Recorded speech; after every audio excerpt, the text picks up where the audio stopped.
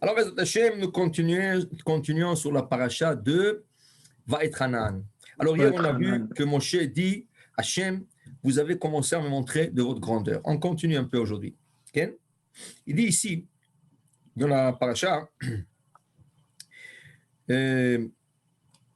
Hashem, il dit à Moshe Rabbeinu, allez, ici, allez, Rosh Pisga, monte au sommet de la colline, Vesa Enecha, élève tes yeux. Yama, tu vas regarder le sud, l'ouest, Vetsafona, et le nord, Vetemana, le sud, ou Mizracha, l'est, Ur Ebe Enecha, et regarde cette terre que tu veux vraiment rentrer, tu vas la voir avec tes yeux. Car tu ne passeras pas, mais au moins tu la verras.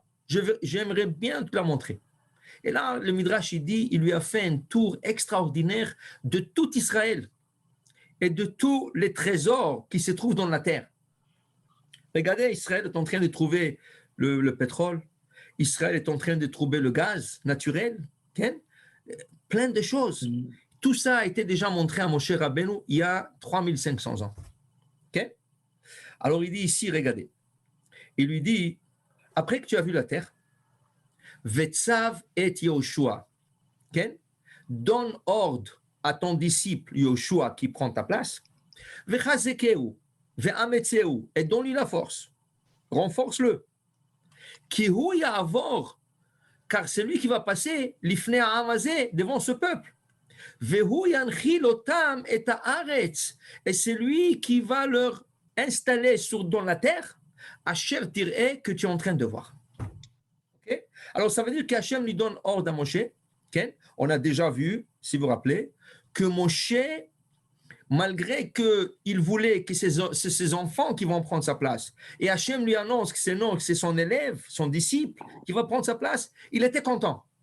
Et Hachem lui dit, mets ta main sur lui, il met 2 mains sur lui. Alors Hachem lui dit, écoute, maintenant, renforce-le. Pourquoi le renforcer? Rachid dit, Vetsavet Yoshua, ala terachot, ve'ala masaot, ve'ala merivot. Sache que c'est beaucoup de travail de gérer tout un peuple. C'est tircha, c'est beaucoup d'œuvres, c'est beaucoup d'heures qu'il faut investir. Ala masaot, c'est lourd comme charge. Des fois, tu as des questions tellement lourdes, tellement dures. Ken? Imaginez-vous, Ken, un rabbin, il reçoit une question, il y a quelqu'un qui est branché à des machines et les docteurs, ils disent qu'il faut le déconnecter et la famille veut le rester connecté. Et des fois, il faut prendre la décision. Oui ou non. Ça, c'est quelque chose de très lourd. On appelle ça dîner nefashot. Ken? Je vais vous donner un autre exemple. Ça, c'est un exemple que vous comprenez. Mais comprenez un autre exemple. Un enfant à la yeshiva, il est dans une corps religieuse et il fait des problèmes. Alors maintenant, il y a tout un comité des rabbins, la direction.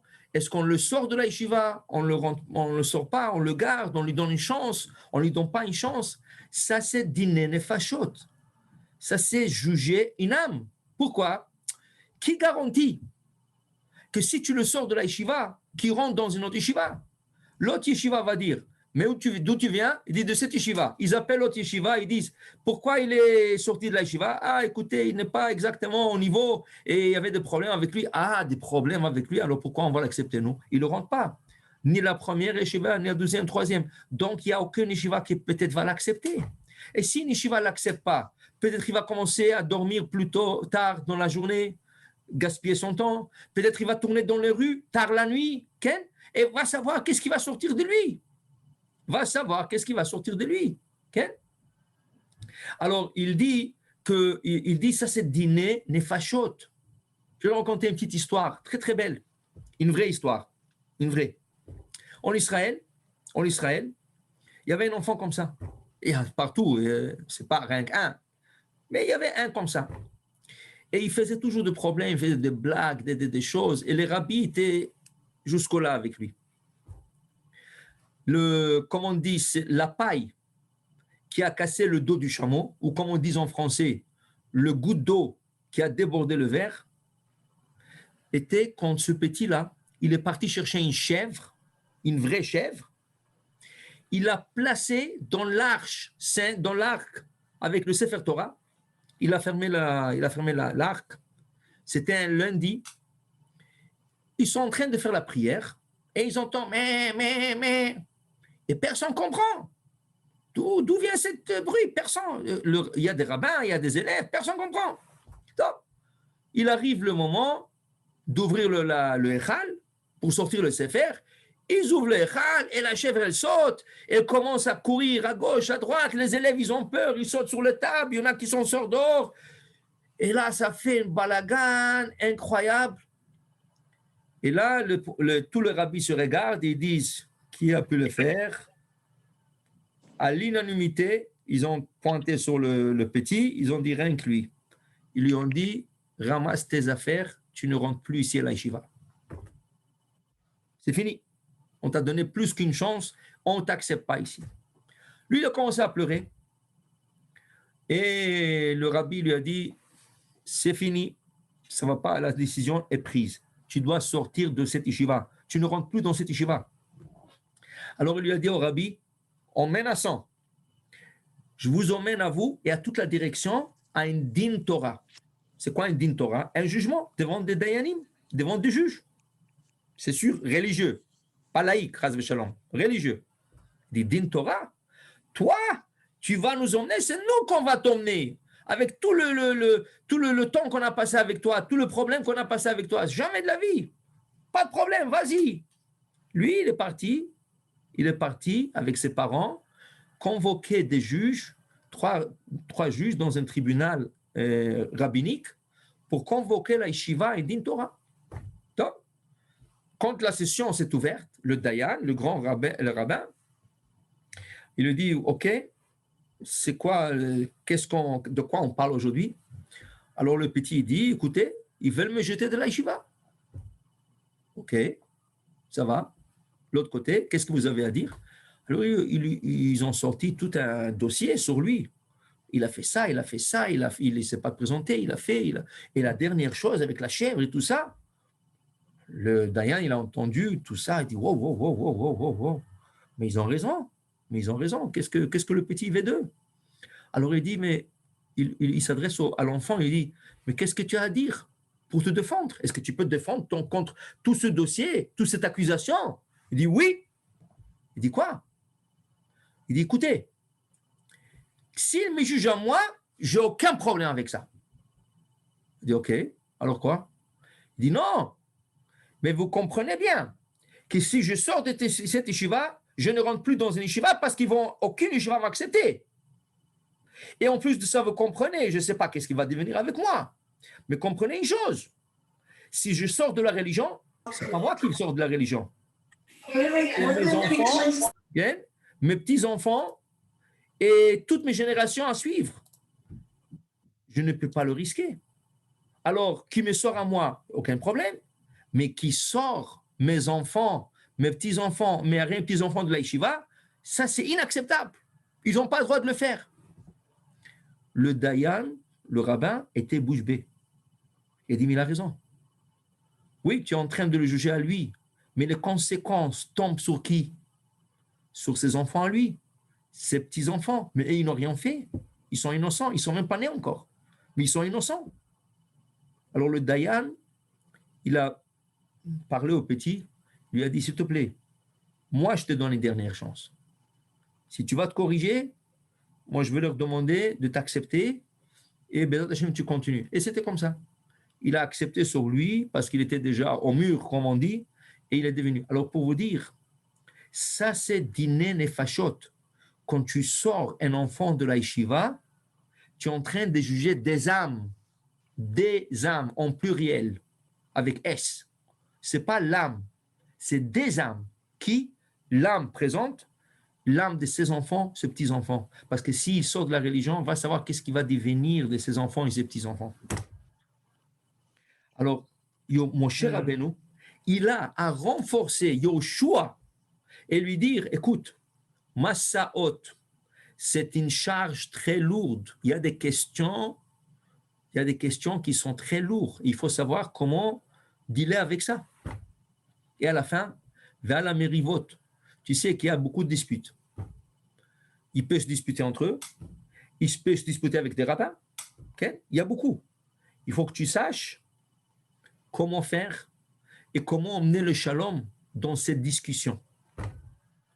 Alors ça demande Tzav et Yoshua. Ça demande de renforcement. Quelqu'un qui va entendre ça maintenant, qu'est-ce que Rachid dit? Dit quoi? Tout ça? Pourquoi je vais devenir rabbin? Pourquoi je vais devenir juge? Pourquoi j'ai tout ça sur la tête? Je n'ai pas besoin de ça. C'est un casse-tête. Plus qu'un casse-tête, c'est une grande responsabilité. Donc, je préfère de ne pas le faire. Alors, qu'est-ce qui va le faire? Alors, Hachem, il dit à mon cher Rabbeinu, parle à Yoshua, renforce-le. Toi, tu es passé par là. Combien de fois ils étaient prêts à jeter des pierres sur mon cher Rabbeinu? Okay? Et combien de fois Moshe a dit, enlève-moi de ce monde. Il était prêt à quitter ce monde par des problèmes et des disputes et des querelles. Korach, okay? Quand ils ont demandé de la viande, plein de choses. Mais tu as passé par là, mon cher Rabbeinu. Et bon, Hachem, tu es vivant, tu es bien, tu as fait tout un travail. Okay? Renforce Yoshua. Je veux que lui fasse la même chose. Vechazekeu, ve'ametseu, renforce-le et donne-lui le courage. Bidvarecha, ça, c'est tes paroles, mon cher Rabbeinu, qui vont aider. Shelo yerach libo lomar, afin que dans son cœur, il ne dise pas, Yoshua, qu'il ne dit pas quoi? Que Shem shene'enash rabbi alehem, car sofi l'aneshelem. Mais une seconde, Yoshua veut dire, hey, pourquoi j'ai besoin de tout ça? Mon maître, mon cher Rabbeinu, le pauvre, il a tellement souffert. Et qu'est-ce qu'il voulait? Il voulait rien rentrer en Israël, voir la terre d'Israël, et à la fin, ça ne lui a pas été accordé. À cause de qui? À cause d'eux.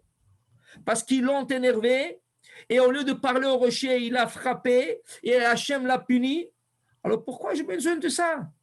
Non, non, non, non, non. Parle à Yoshua, Chazekeu va'ametseu, Mavticho ani. Dis-lui, Hachem dit à Moshe Rabbeinu, dis-lui à Yoshua, je le promets, Kihu Ya'avor, il va passer le Jourdain, Vehu Yanchil, il va installer Am Israël, en terre d'Israël. Alors dis-lui de ne pas avoir peur, je lui promets. Okay? Maintenant, quand il dit, quand Hachem, il dit à Moïse, Kihu Ya'avor lifnehem, car il passera devant eux, et il va les installer. Hachem il dit à condition, Rashi l'emmène ici, à condition. Quelle est la condition? Im yavor lifnehem inchalu. S'ils passent devant eux, oui, ils vont hériter la terre d'Israël. Ils vont s'installer en Eretz Israël. Mais pourvu que lui, il passe en avant. Qu'est-ce qui s'est passé en avant? Vous savez qu'est-ce qui s'est passé en avant? Rashi explique que dans la guerre d'Israël, le roi ou le dirigeant doit aller en avant.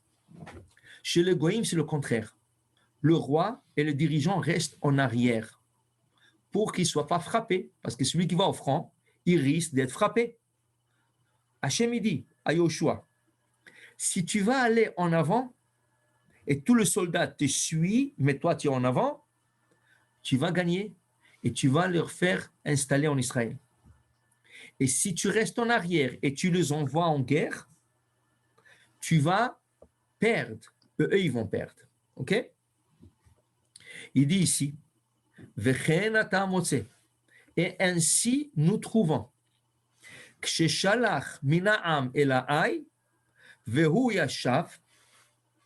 la deuxième guerre de Yoshua, première guerre c'est Jéricho. Deuxième guerre, c'est une ville qui s'appelle Haï, une ville fortifiée, une ville très forte. Il essaye de la conquérir, okay? Et malheureusement, dans une guerre, tombent 36 soldats.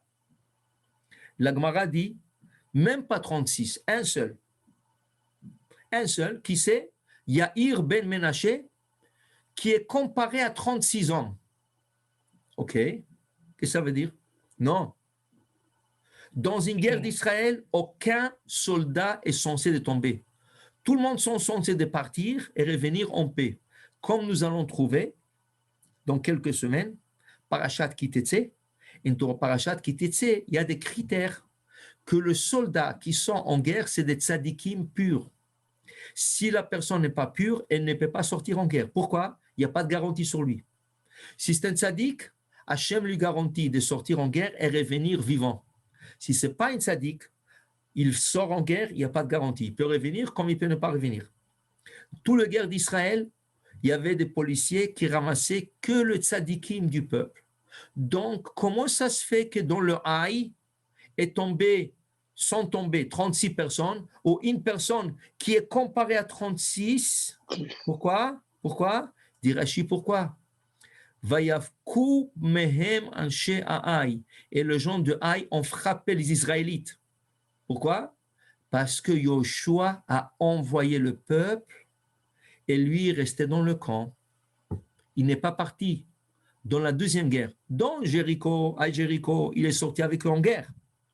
Dans le Haï, il était déjà sûr, il est resté en arrière, il leur a dit, sortez et faites-moi descendre la ville qui s'appelle Haï. Puisqu'il n'est pas parti, dit Hachem, qu'est-ce que je te dis, Yoshua? Im ya'avor lifnehem, si tu passes devant eux, en avant à eux, et tu vas avec eux et tu te bats avec eux, vous allez gagner. Si tu restes en arrière, vous allez perdre. Donc, Moshe, qu'est-ce qu'il a renforcé Yoshua? Il a à lui dire, Yoshua, dans toutes les guerres, tu passes en avant. Okay? Et c'est écrit, Vekivan shenafal al panav, amar lo kum lech ketiv. Il dit ici, quand Yoshua, il y avait le Yair ben Menaché qui est tombé, ou le 36 qui sont tombés, un de deux versions. Quand Yoshua entend ça, il tombe sur sa face et il prie Hachem, il supplie Hachem, comment ça se fait qu'on a perdu le soldat? On n'est pas censé de perdre de soldats. Hachem dit, Koum, lach, Koum, lève-toi. Koum, lève-toi, et pas lach, pas toi. Ça veut dire, lech, va. Moi, je te dis que si tu veux gagner, tu dois aller en avant avec eux. Mais tu es resté en arrière. C'est ça le problème. Alors voilà, ça a besoin de renforcement. Que Moshe Rabbeinu, il parle à Yoshua, il dit Kumler. Dans cette guerre, qu'est-ce qui se passe aussi dans la guerre de Yoshua? Il est dans la nuit, il était dans le camp. Et voilà, il voit un général d'armée. Et il a une épée en main. Ok? Lui, il comprend, il lui dit, Alanu ata im netzarenu. Est-ce que vous faites partie de nous ou de nos ennemis? Il dit, non, je fais partie de vous. Mais ce n'est pas un homme, c'est un ange. Et là, Yeshua tombe en avant. Il dit, waouh, je suis en train de voir un ange. Vous savez qu'est-ce qu'il c'est voir? On a parlé déjà dans Parashat Balak. Voir un ange, c'est toute une chose. Okay? Il dit, mais lama bata, pourquoi tu es venu? Il dit, pourquoi je suis venu? Vous avez commis 2 fautes. Okay? Vous avez commis 2 fautes. Il dit, oui. C'est quoi les fautes? Il dit, hier, ça veut dire c'était la nuit, et c'était le jour, vous avez oublié de sacrifier le korban atamid.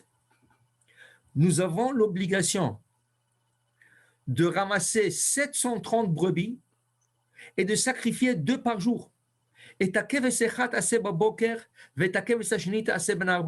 brebis, tu sacrifieras le matin, et l'autre brebis, tu sacrifieras en après-midi. Et ça, c'est quotidien, que ce soit en semaine, que ce soit en Shabbat, que ce soit en fête. Malgré que le Shabbat, le Beth Amikdash est fermé, mais les 2 brebis sont obligatoires.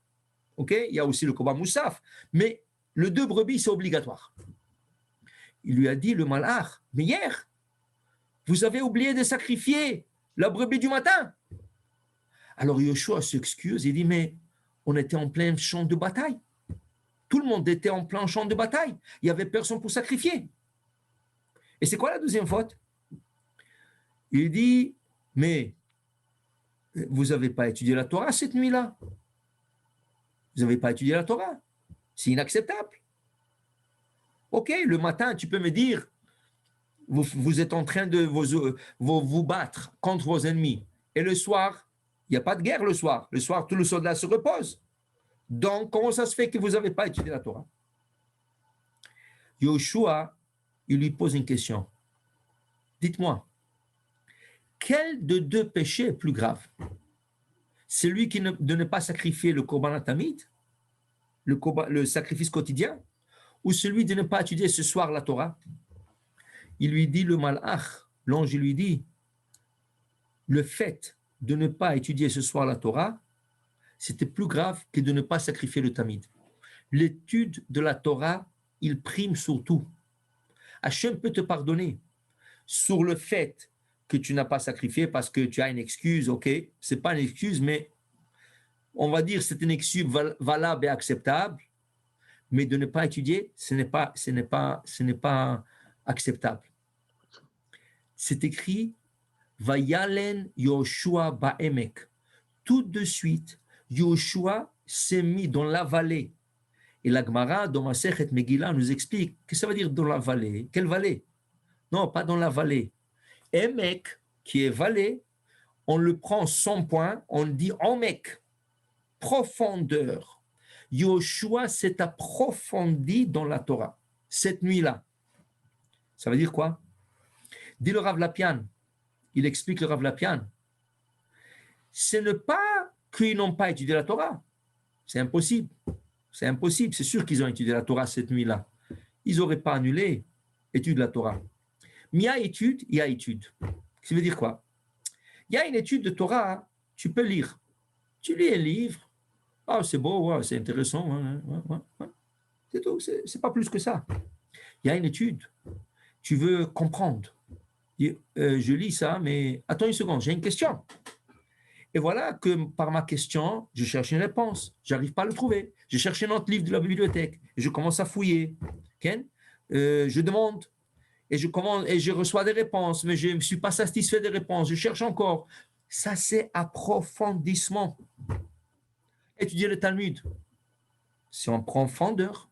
Parce que le Talmud, il faut comprendre.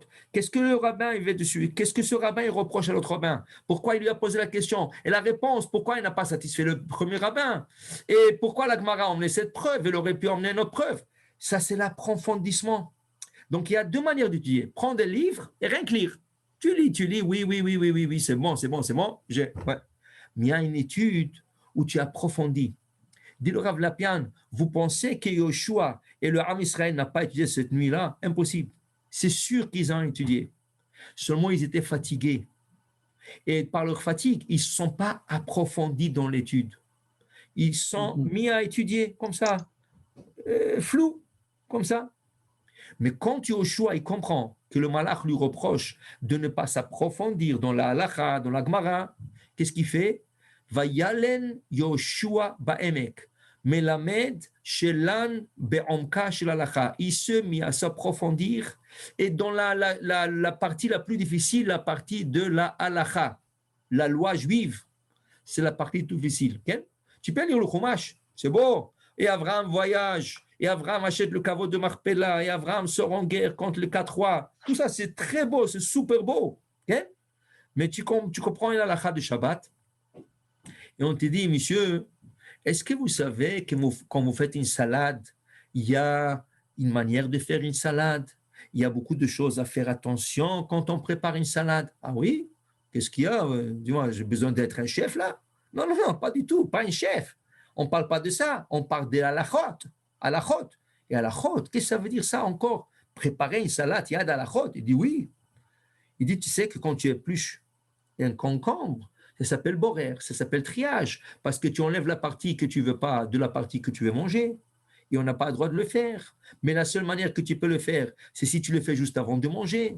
Combien de temps c'est juste avant de manger? Une demi-heure, un peu plus, mais pas plus que ça. Okay? Et quand tu coupes la salade, okay, tu n'as pas le droit de saler la concombre. Tu dois mettre de l'huile d'abord et ensuite le sel, à moins que tu mélanges la concombre avec des autres légumes. Okay? Et quand tu coupes la concombre, c'est le concombre, il faut le couper un petit grand morceau, pas trop petit comme qu'est-ce qu'ils appellent la salade israélienne. Ceci s'applique pour la tomate, ceci s'applique pour le concombre. Pour le...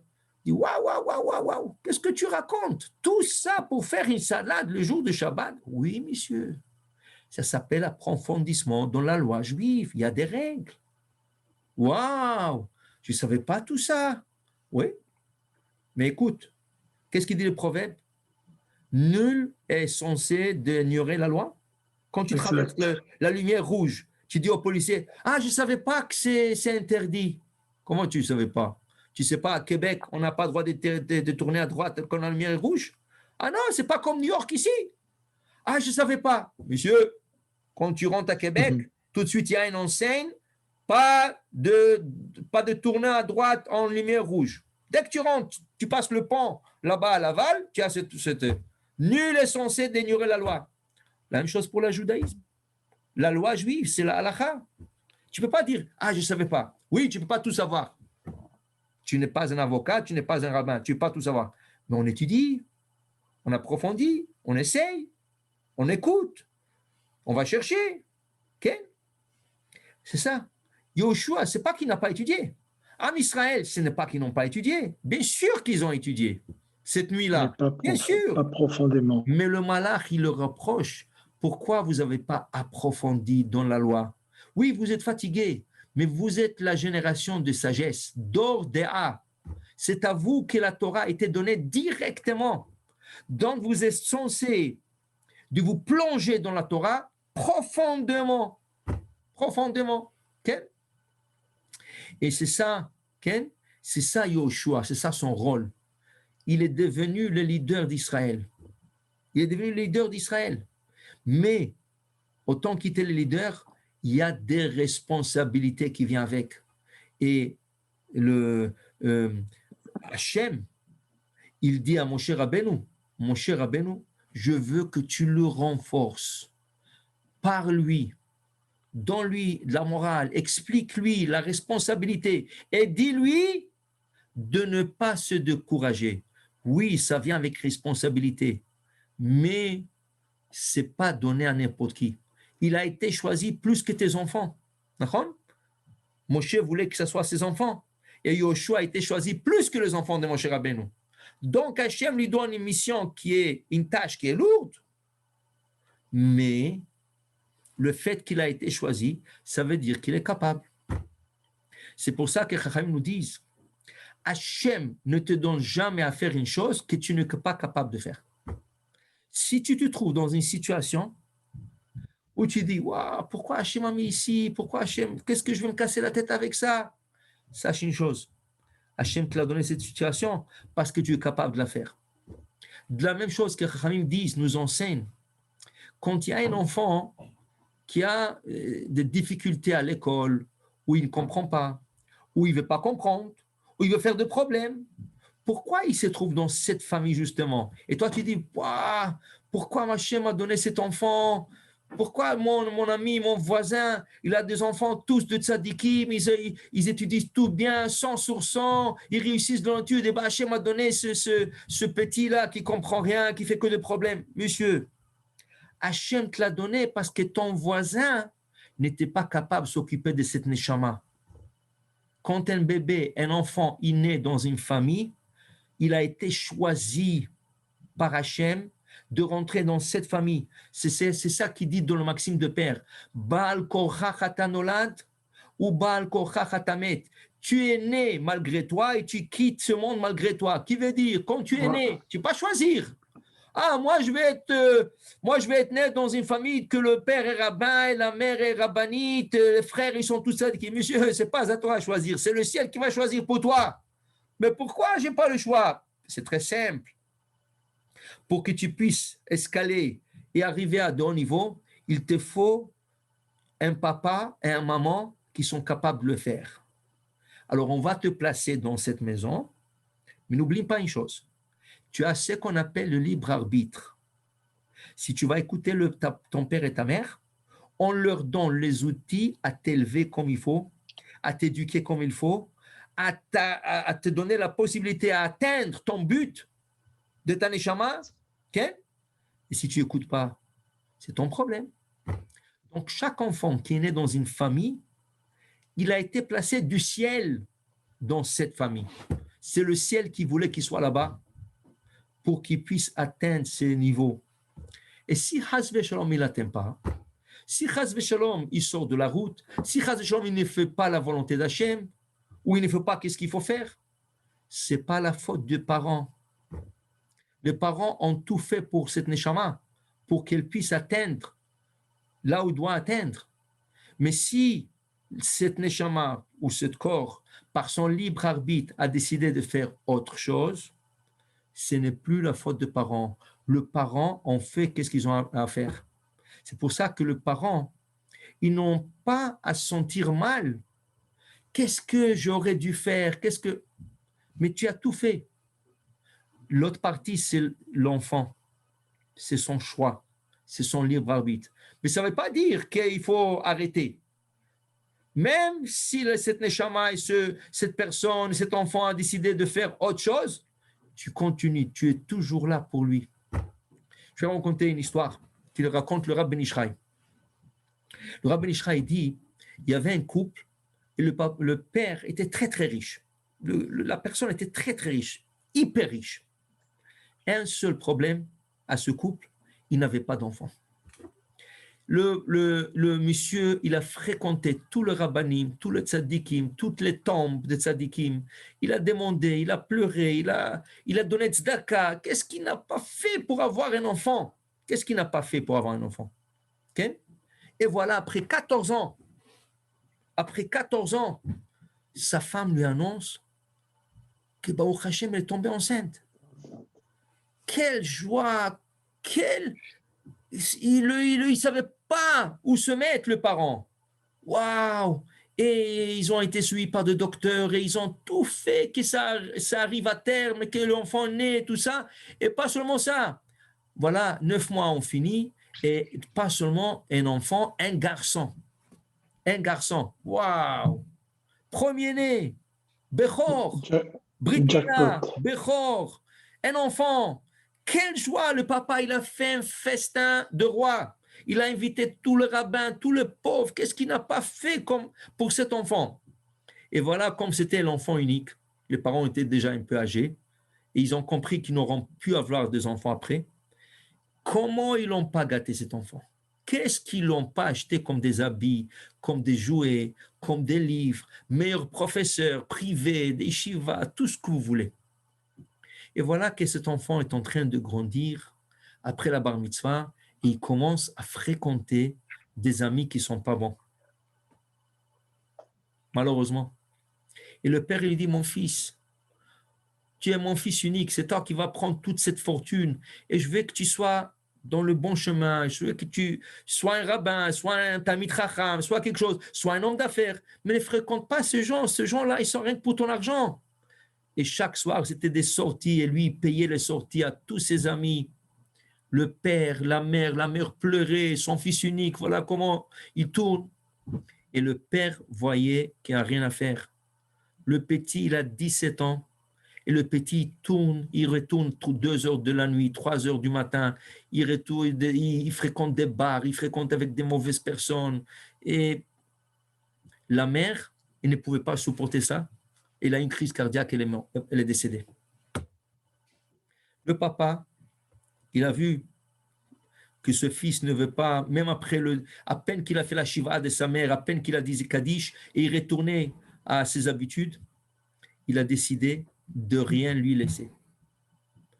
Il a écrit un testament et il a donné sa fortune à tous les yeshivot et synagogues de la ville. Il lui a rien laissé. Et voilà, les années ont passé, le père a vieilli, le père a quitté ce monde, et le fils qui était content parce que, oh Hachem, il va hériter de la fortune de son père. Il aura encore plus d'argent. Et voilà, pour sa surprise, après le décès du père, on lui annonce que le père l'a déshérité.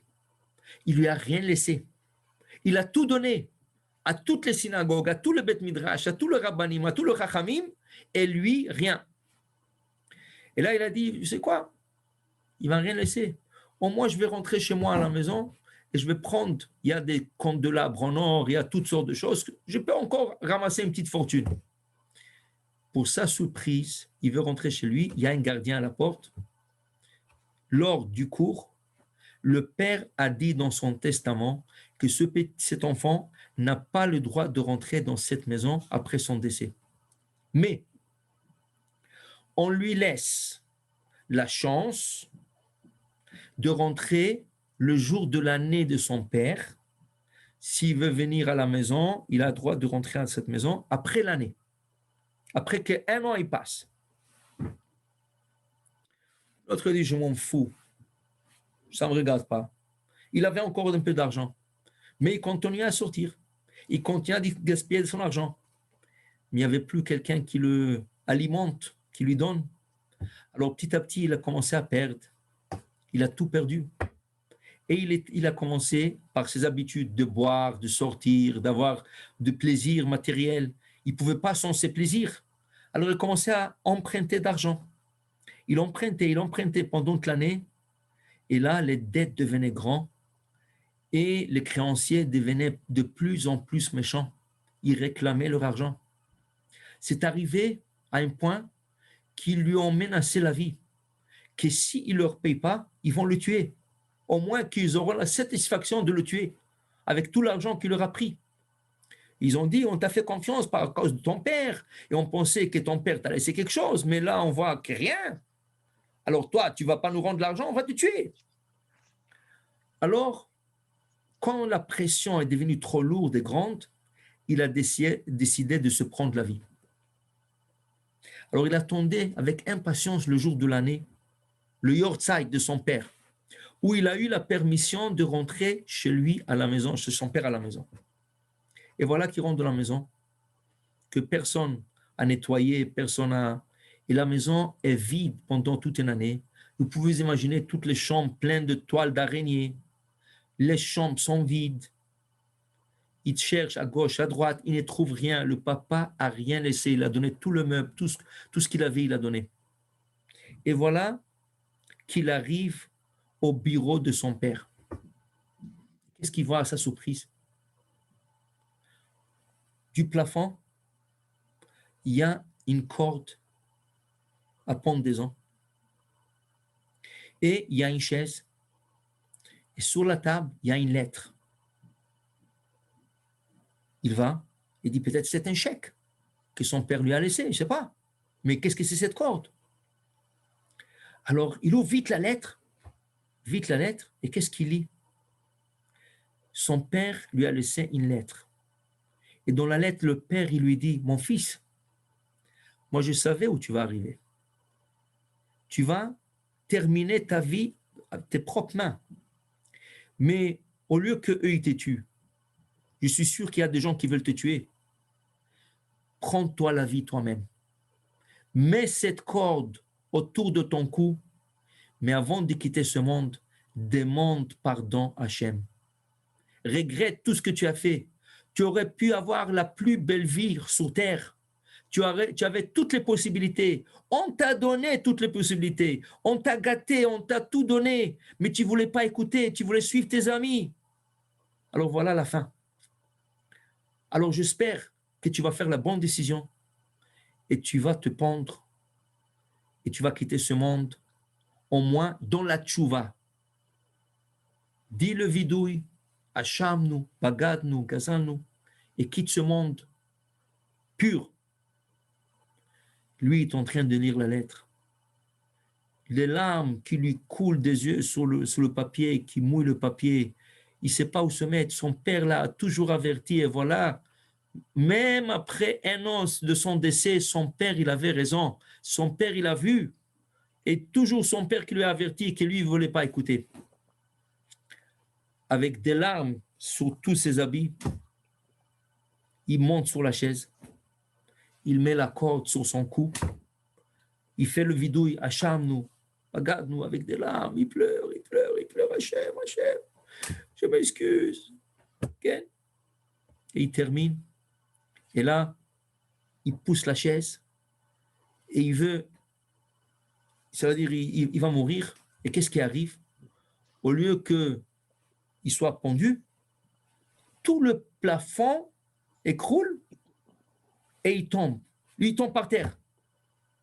Et là, il pleure plus. Il dit quoi? Même mourir, je ne peux pas. Qu'est-ce que c'est ça, Hachem? Qu'est-ce que tu es en train de me faire, tout ça?